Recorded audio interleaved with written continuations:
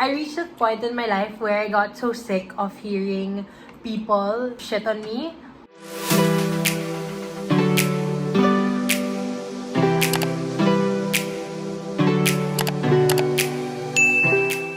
Hi everyone! Welcome back to my YouTube channel. And for today's video, I'll be answering all the questions that you guys sent me through my Instagram story while eating a few of our favorite food, but more are coming.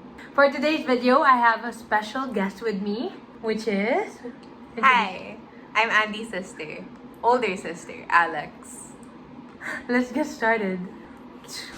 I have all the questions over here from you guys, and to make it harder for Andie to edit, I'm going to make sure that I say your usernames. Andrea from Athena Rayo _. When is your birthday? My birthday is on March 11, 2002. What is your height? I am 5'7". I think I'm 5'7" and a half. How about you? I'm 5'11". I'm gonna cut And my a half. mango. Okay. 5'11". 5'11" and a half? That's what you said? You said okay. Okay, in real honest in honesty, I'm 5'2" and a half. Okay. Anyway, Ate Andie, what are your hobbies daw? My hobbies include doing TikTok and binge watching TV shows the entire day. How about you? My hobbies include watching Netflix. I love watching Netflix. I love makeup. I like to pretend sometimes that I have my own YouTube channel. Anyway, Andrea, what school do you go to? I go to De La Salle University, Manila. What is your degree program? We are the future educators, charot. We both... Degree program, not Oo future nga, profession. But still, same lang yun. Okay. We are both taking up early childhood education. Shoutout sa lahat ng mga CED majors dyan.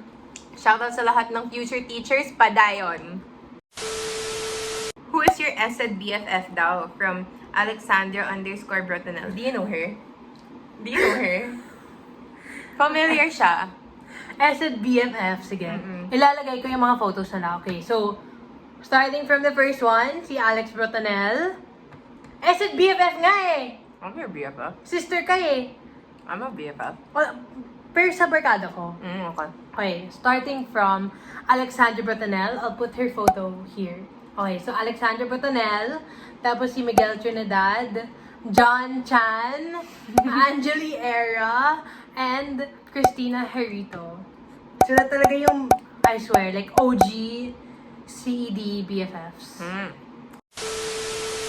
From Pat PCHC. Oh, Why did you choose teaching? I didn't choose teaching, the teaching life chose me. I am the one, the way you can. Oh, ito. Mga random stuff na. What? From Netski _. Oh. No, it's not Netski. It's Netski _ Dream destination. Dream destination would probably be, oh gosh, Canada. Really? Before it used to be Paris, but then, you know, I heard about the small elevators, daming magnanakaw, tapos puro daga. I was like, no thank you. What is your favorite skincare daw? From Marian Janelle. My sister and I, we actually don't have any skincare routine. We don't really use anything on our face. We're not Everything. making yabang, ha? Yeah, that's This true. is legit na talagang we haven't done anything to our face thanks Yeah. to our parents. Because my dad has good skin, my mom has good skin too. Yeah. And we barely get pimples. Like, only now I have one pimple, but that's about it. I barely break out. She barely breaks out.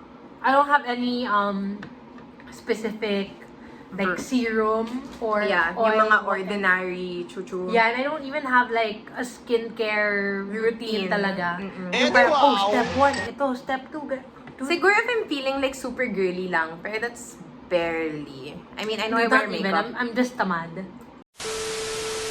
Oh, this one's about TikTok. Okay. From Janina _16. When did you start doing TikTok and how did you gain a lot of followers? I started doing TikTok on April 2019 at the start of quarantine because I got bored. And then I gained a lot of followers through this one video where I gained a lot of engagement, pero hate engagement. Like they were bashing me for my food preference and I was like, okay, but because of you guys, I gained like 13,000 followers from all the hate. So salamat. Salamat sa mga haters ko. I appreciate you. The more you hate, the more you love. True. Okay, these are random questions now about you. Okay, coming from... Subok mo na ako. Coming from... Ella.gmpc? PIC? PC? Things you realized during this quarantine. My self-worth. Yeah, actually that's it. What did I realize this quarantine? Oh, that you shit. Damn! Sorry. Sorry. From ma.xin. What is your motto in life po? Oh God, I don't know. What were you doing? Mini mo. To choose a donut. Ikaw muna, what's your motto in life? My motto in life, it's a Bible verse. It's 1 Corinthians 16 verse 14. Let all that you do be done in love. Me, I don't know eh. Wait lang, search muna ako ng motto sa Google. Pwede ba yung motto na what's the one of LSYC? Never measure the height of the mountain until you reach the top. Yeah, hurry that. That's good. Oh. Ooh, okay. What has been your proudest moment?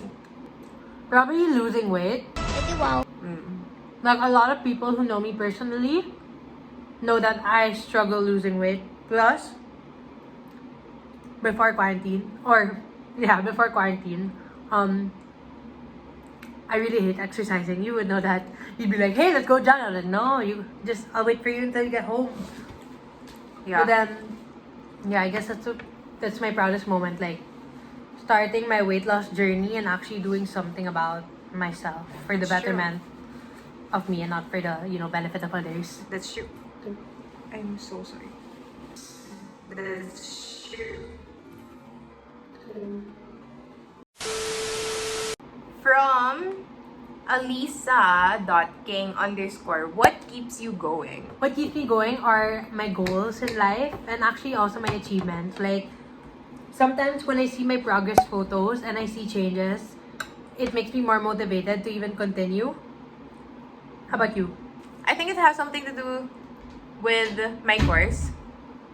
Because a lot of people ask me, like, why do you take up teaching or why do you take up education? And I'm always like, because I want our education system in the Philippines, like, in the future, to be a lot better. So, like, I don't want my grandkids experiencing the education system we have now, where it's so unfair for a lot of children, where it's so unfair for a lot of students that they're not, they don't have the opportunity to learn. So, parang, my passion and my motivation is to ensure that my future kids and grandkids have a better future.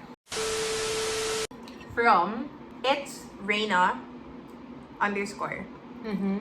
What's your least favorite thing about social media? All the negative comments. Like, in my platform of positivity, I try to spread a message that, like, everyone's beautiful and stuff, and, like, you can wear this even if you have this kind of body type. But then I still see comments like, oh, you shouldn't even be wearing that and stuff. Like, it doesn't look flattering at all. And I'm like, gosh, why don't you just keep that to yourself? You know what I hate about social media? It's the people who are toxic that don't realize that they're toxic. You know That's what I mean? true, yeah. Like, they're always like, oh, you know, you look good, but then you shouldn't wear that kasi you're so taba. Or, you shouldn't wear that kasi it doesn't look good on you. I'm like, stop. Like, I'll Yeah. wear what the hell I want to wear. And you can That's true. comment good things, you know. Yeah, like, I gained like a lot of self-confidence, and I realized my self-worth and self-love and stuff like that. And no one can really bring me down anymore. Like, there are times where I feel insecure, yes, and that's normal.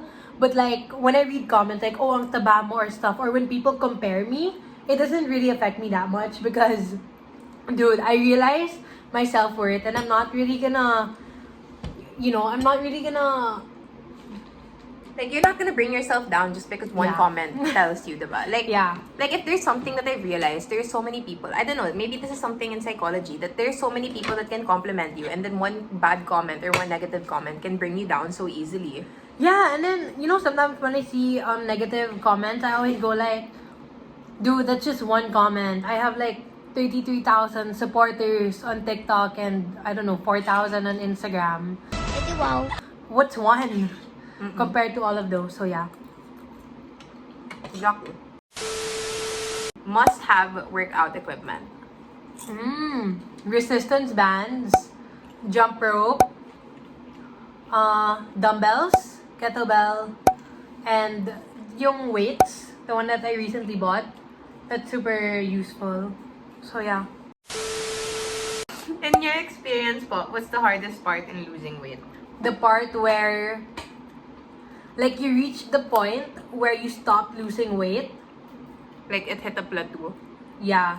Like, parang, diba, at the start of your weight loss journey, parang you lose a lot of weight. Tapos biglang it will just stop. So it makes you unmotivated and all. So I think that was the hardest part for me. As for now, how many kilos did you lose? I don't know in kilos. I only know in pounds. I lost around 35. Almost 40 pounds. So good. So good. Yung pagkaya. No, I mean, galing. Ang galing. Ang galing mo. But also so good. What made you want to share your positivity with the world? Okay, I reached a point in my life where I got so sick of hearing people like, shit on me. Like, from our family alone to people who I used to call friends. Like, they'd always compare me, bring me down. And, I was just like, it's enough. And I started to see like more videos about body positivity and how it really impacts someone's mental health. And so that's why I decided to spread positivity. This is from It's Your Boy Trini. What inspired you to be an advocate / influencer for body positivity? This might sound weird, but with all the hate that I got, parang it made me the strong, confident person I am today. So it inspired me to spread body positivity because parang yung mga high school shit, like, they'd exclude you from parties or they don't want to be friends with you because you're fat or you're ugly, ganon. Relate. So parang it was a stepping stone for me na, people should be more aware of what body positivity is and stuff. I think people have always been aware of it. It's just that they're not confident enough to speak up about it. You know what I mean? Parang there's still people na, okay, I know what body positivity is. Okay, I'm trying to love my body. But they aren't open to being vulnerable online to show that it's normal to have bodies like you, Yeah. And yan.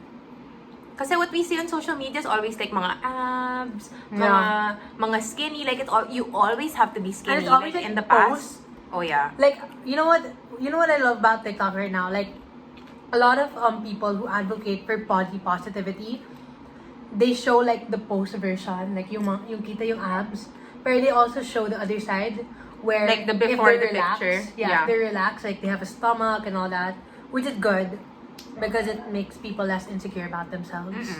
So yeah. From _Eza.Ramirez, nakaranas ka po ba ng pangbubuli? PS, love you, Andie. Super fave kita, red heart. Of course, I experienced bullying, especially in high school. I used to have this one classmate. He was actually my seatmate in high school. I won't specify na lang what grade, but what he'd do, super sick dude. What Right. he'd do is he'd search my name, like I'd say Andie Muñoz on Google. And there are like a lot of Andie Muñoz all over the world. And so there would be photos popping out, like girls that are skinny or bikini hot, ganon. And he'd be like, why are you not like this? Like, why do you look like that? And why do you not look like the one on Google? And I'm like, dude, like, what That's the... so effed up. Yeah. Who the heck? Who's that? You don't know him. Okay. But, yeah. That's so effed up. From Danielle_Clemente. Paano po ma-boost yung confidence? Like, I started to wear stuff that made me feel good, you know, pretty, confident. And I guess that's where it started. And then, eventually, I started to, you know, appreciate my self-worth, love myself more. Yung mga ganon, yeah. It's a typical process. It's just a hard and long process to do. It's such a long process. In relation to that question, how to love and accept your body? I think you have to start with like appreciating all your flaws and insecurities, because if you don't appreciate yourself for being, you know, the imperfect human being we all are, then you're never gonna get anywhere. You know what I mean? Because if you think that a lot of people are perfect, they're actually not. Like, I know that there are a lot of skinny girls who people idolize or admire, but they still face their own flaws and insecurities. And just remember that you are you, and this world would be so different without you. Love your body, accept it. It is a temple that God has created for you. Yeah. You know, if you want to Amen. change it for the better, but in the healthiest way possible. As long as you feel good about yourself, as long as you feel better about yourself long term, because there are people that do mga crash diets just to feel good about themselves, and then after that they'll gain the weight, then they'll feel super bad. You know, we've both been through that. We both know what it feels like to be the big people. Yeah. So just, you're unique, you're you. To add to what Alex said, if you're ever gonna change your body, make sure that you change it for you and not for the benefit of others, like to fit into society standards. Tama. Because I feel like you'll never be happy that way. Ooh! Boyfriend shenanigans. Do you have a boyfriend? Yeah, I'll put this photo here. Okay. Almost 5 years in the making. Shout out to James Araneta. Love kita.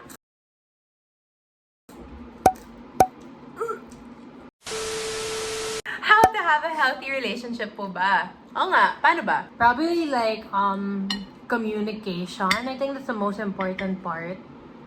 And like compromising with each other. Dude, if James watches, he's gonna be like, what?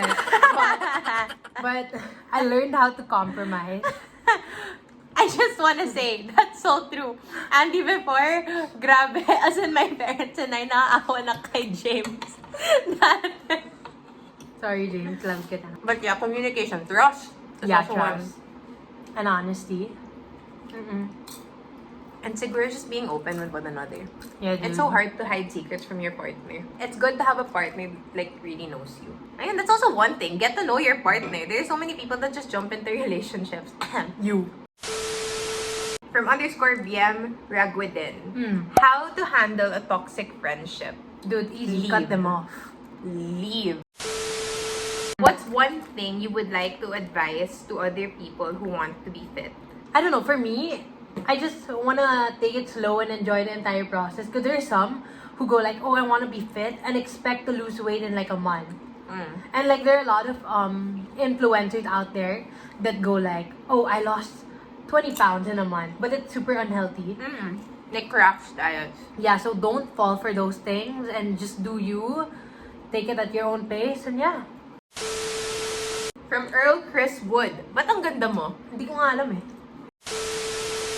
Last question that Andy really wants to answer. It's from Hannah.Althea. What's your message to the old version of yourself? I think I'd simply tell myself, my old version, that I'm like so proud of you, of how far you've come and stuff. So yeah, that's about it. You. Like you've gone through a lot, so what would you tell your own self? I would tell myself that the worst that I've gone through isn't the worst that I've been through yet. Yeah. I feel like there's so much more to life, and God won't give us challenges that we cannot handle. Yeah, that's You know, true. I have so much faith in the Lord. Preach. I have so much faith in the Lord. I know that He has a plan for me, He has a plan for Andie, and He has a plan for you. No matter what it is, no matter how hard it is, you're gonna get through it. Yeah. Okay? Just remember, you have so many people that support you, so many people that love you. So yeah, So that's it. Thank you for being here. thank you for making me eat. Yeah, sure. No. Thanks for watching. If you like this video, please give it a thumbs up. Click the share button and subscribe to Andie's channel. Her links will be in the bio or in the description box down below. Bye!